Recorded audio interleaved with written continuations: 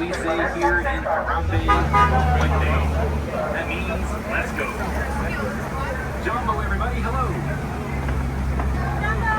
Hello. I see them waving back there now. I'm Jordan. I'm up here driving the truck. I'm going to be your safari guide today here on the Harambe Wildlife Reserve. Now, before we go into the reserve, I have a quick but very important safety reminder we have to go over. Please remain seated at all times. And this does include small children that may be on board. They are more than welcome to sit on a lap to get a better view out the truck if they need to, but please do not stand them up on a seat or hold them in the air. These roads are bumpy. I don't want anybody to fall. Please keep all hands, arms, feet, and legs inside the truck at all times as well. Awesome. That being said, we're going to head on into the reserve here, starting this safari in the Little Ituri Forest. And right off the bat, on the hill to the right, there is an okapi. One of the first things that you may notice about the okapi is that they do have a zebra-like pattern on their legs, but do not let that pattern fool you. Okapis are not related to zebras. They're the only known relative to the giraffe. Okapis and giraffes have a very similar head, which is how they found out that they are related. It was pretty cool to see an okapi out in the open like that. They are a very shy and elusive animal. So much so, Western civilization did not believe the okapi was even a real animal until 1901. We'll see if there's anything hanging out here by this watering hole. Well, there is. Up at the top of the hill to the left, against the clay wall, there's a black rhino. Now, black rhinos were poached near to extinction. Their numbers reaching close to around 4,000 left, and they are poached for their horn. But a rhino horn is made out of keratin, which is the same thing our fingernails are made of. So when you stop to think about it, it's kind of a silly thing to poach rhinos for. That horn is essentially just a big fingernail. I see some hoof prints in the dirt going up the hill here. See if those hoof prints lead to anything.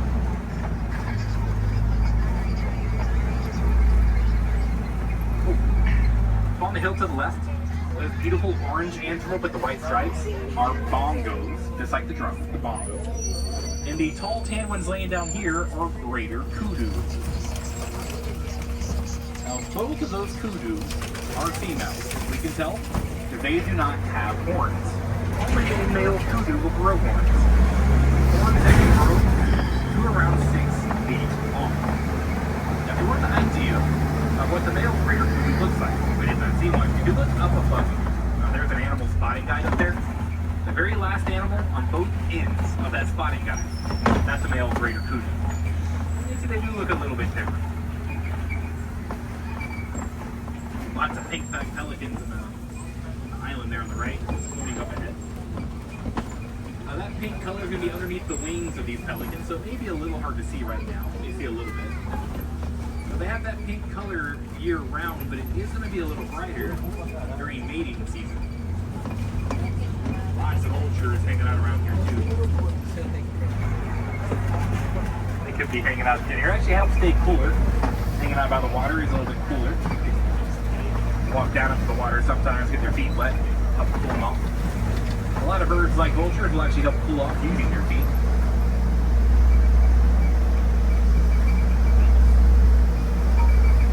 Kind of keeping an eye out in the water, just in case something could be submerged down there.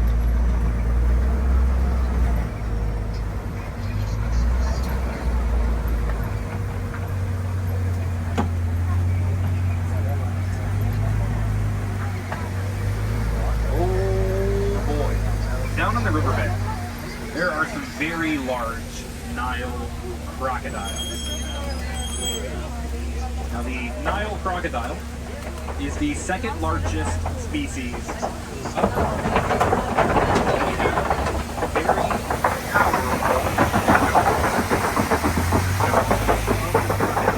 powerful strength that they can easily crush when they fight.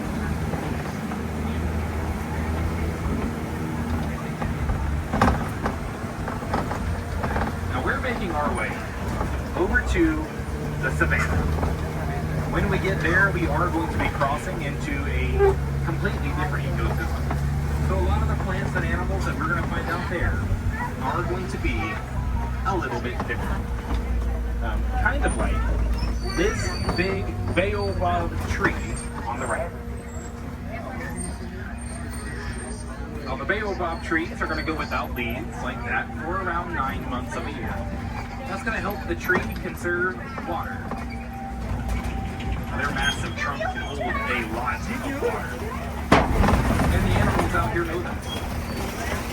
Rhinos and elephants will use baobab trees as water sources during dry seasons, using their horns and sharp tusks to pierce into the trunk of the tree, getting to the water on the inside.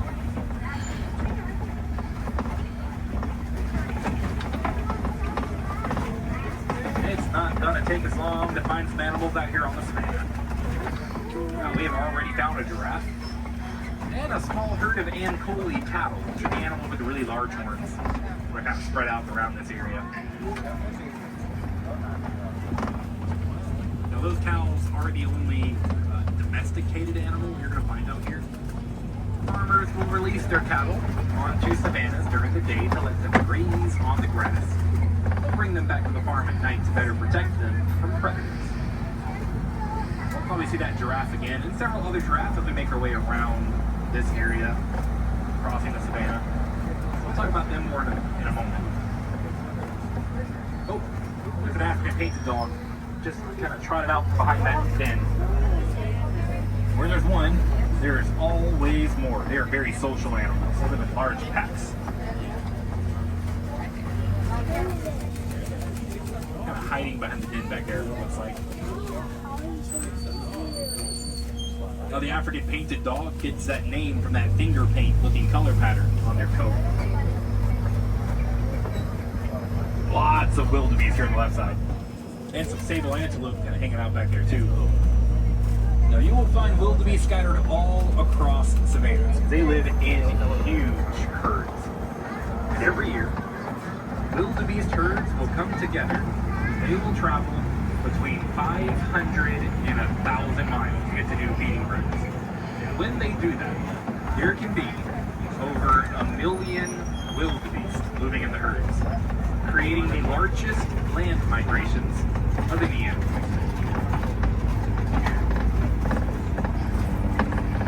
We're going to get a little bit closer to some of the giraffes here.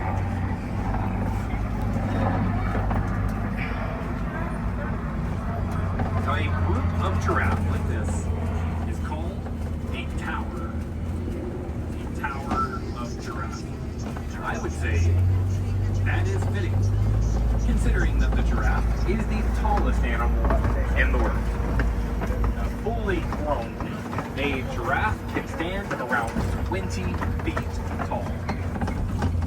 And even a baby giraffe will be around 5 to 6 feet tall when it's first born. That is around the height of the average full-grown person right at birth.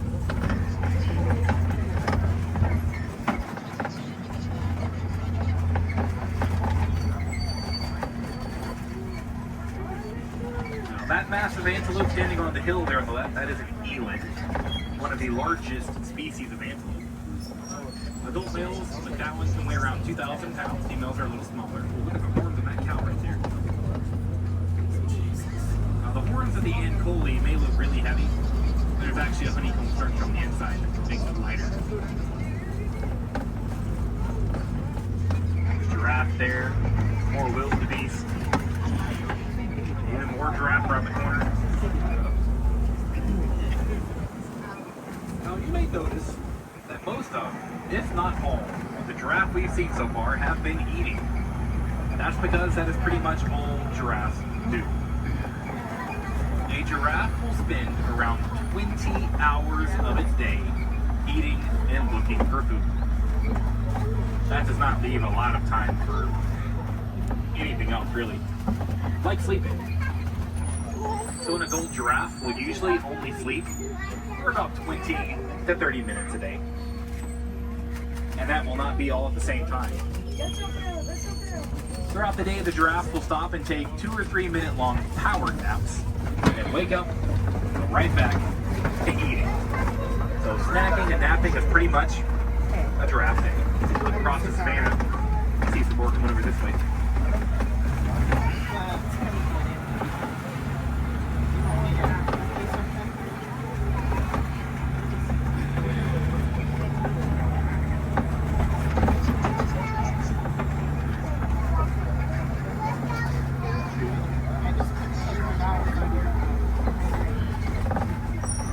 Down to the watering hole at the bottom of this hill. From down there, sometimes we can see a little better in some of the back areas. And of course, like I said before, watering holes are great spots to look for animals that could be gathering a drink of water, especially here on the savannas. You want me to look the other thing, anyone?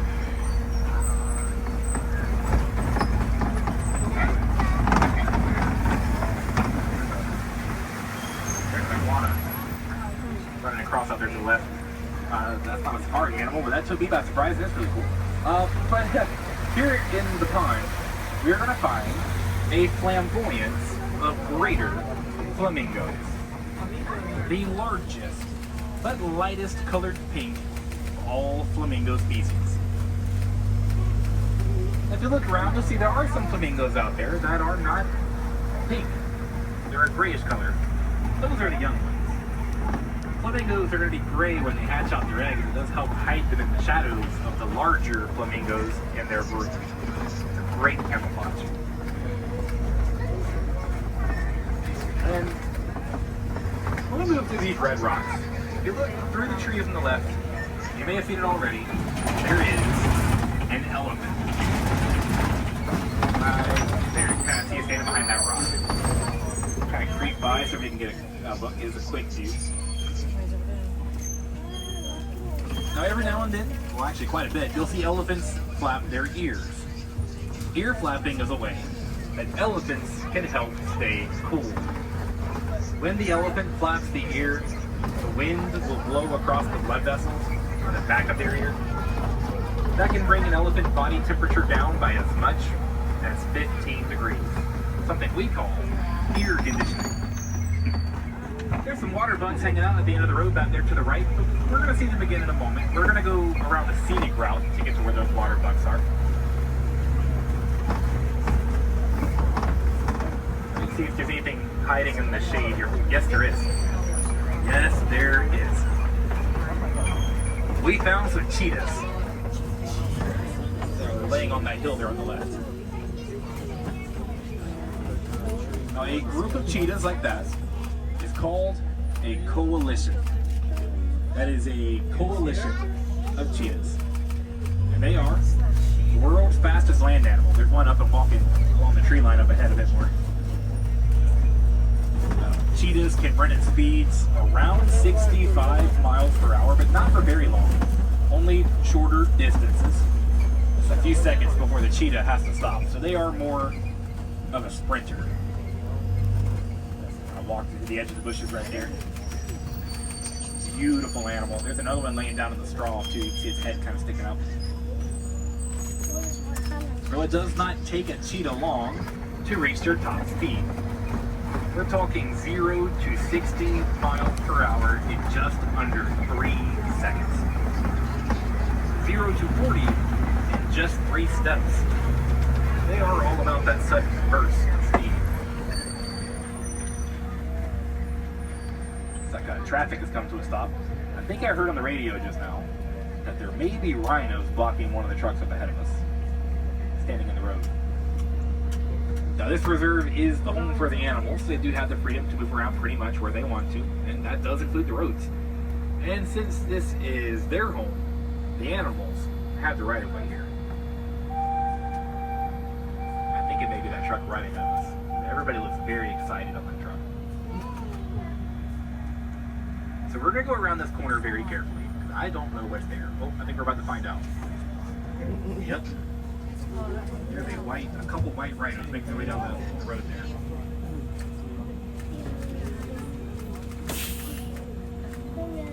Now the white rhino is the larger of the 2 African rhinos. On average, they weigh about 1,000 to 2,000 pounds more than the black rhino. Now, this is the mom and her little one. When they get close to us, they might be very quiet, so don't scare us. Especially since it's his mom. That's not a baby anymore, but still her baby.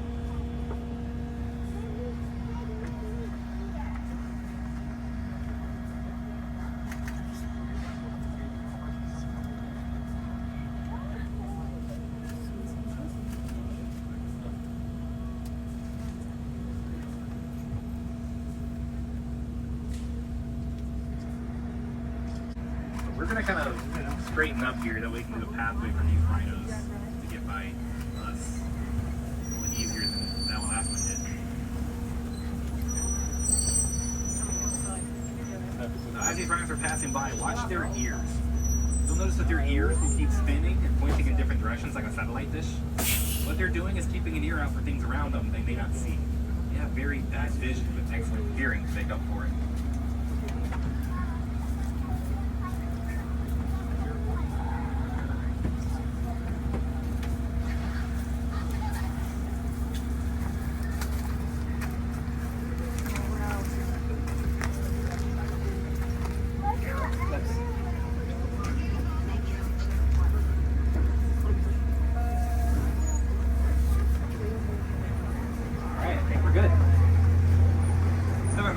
This more carefully because there are some more here. Okay, I think we're good.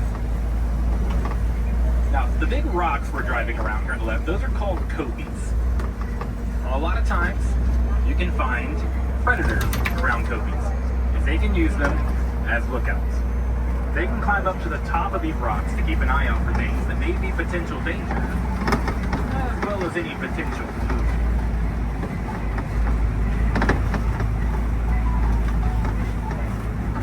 Laying on the edge of the rock there on the left, there's a lion. There's another one down there. She's about that ramp too. Now these lions aren't doing what lions do for most of their day.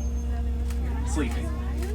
Around 16 to 20 hours of a lion day is resting and sleeping, conserving their energy when they do their hunting a little later on, usually at night. Lions have incredible night vision, so they can use the darkness to their advantage.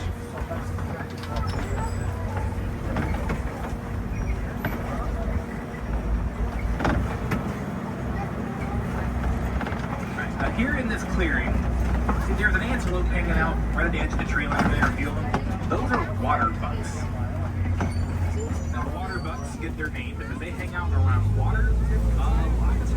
They tend not to stray too far away from it. Usually settling down around a permanent water source. They don't really migrate as much as other antelope do.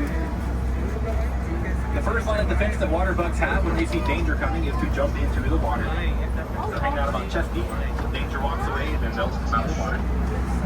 But predators really don't mess with water bucks too much unless they are very desperate. Water bucks smell really bad, so most things don't mess with them.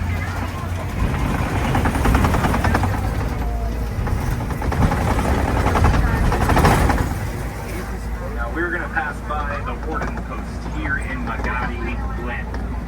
And the wardens here have a herd of very adorable Nigerian dwarf goats. And there they are. Now the wardens will send the milk from those goats to nearby villages. They have a sweet and nutritious milk. It's very protein filled. They can also lend those goats to nearby farms that are looking to clear their land, because there's not much that a goat cannot eat through. They can clear through thorns and thick brush, quicker, and easier than a lot of other livestock.